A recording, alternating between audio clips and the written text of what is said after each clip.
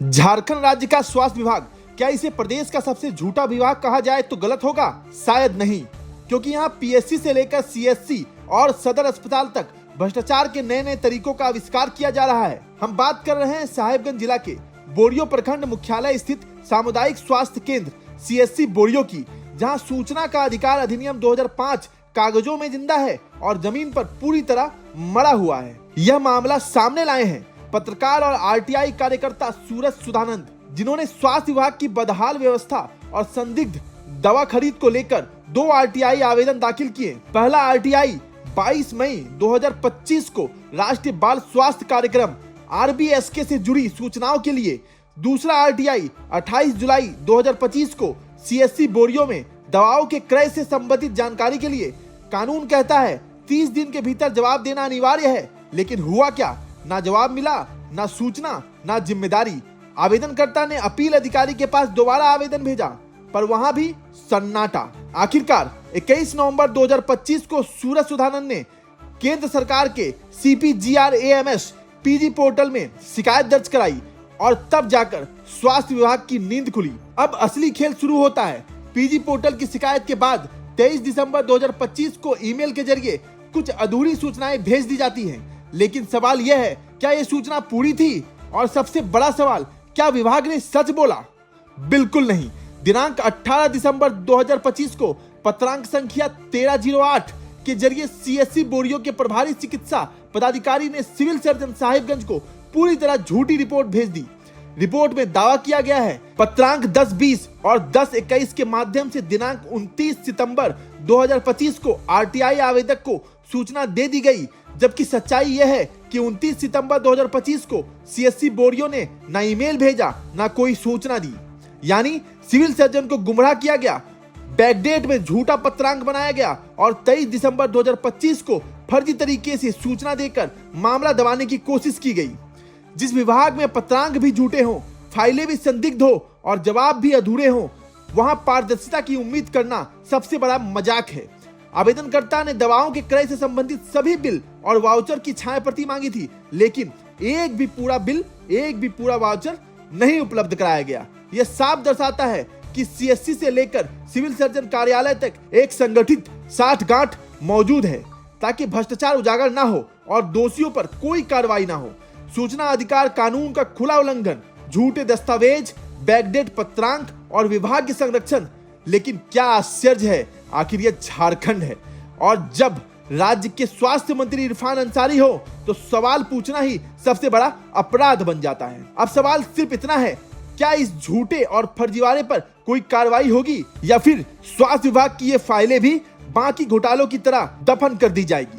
Sunny Kumar, team लोकतंत्र 19। 22 मई 2025 को मैंने राष्ट्रीय बाल स्वास्थ्य कार्यक्रम से संबंधित सूचनाएं जो है स्वास्थ्य विभाग से मांगा था।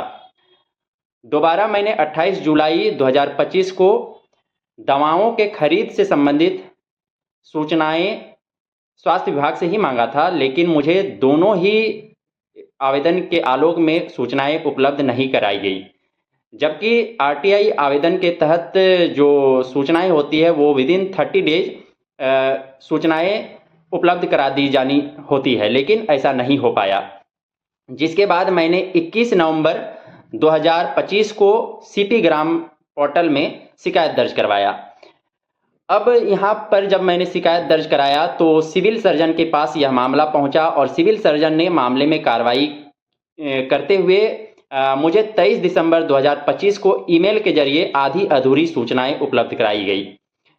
सिविल सर्जन के कार्रवाई के बाद सीएससी बोरियो द्वारा झूठा पत्रांक तैयार किया गया।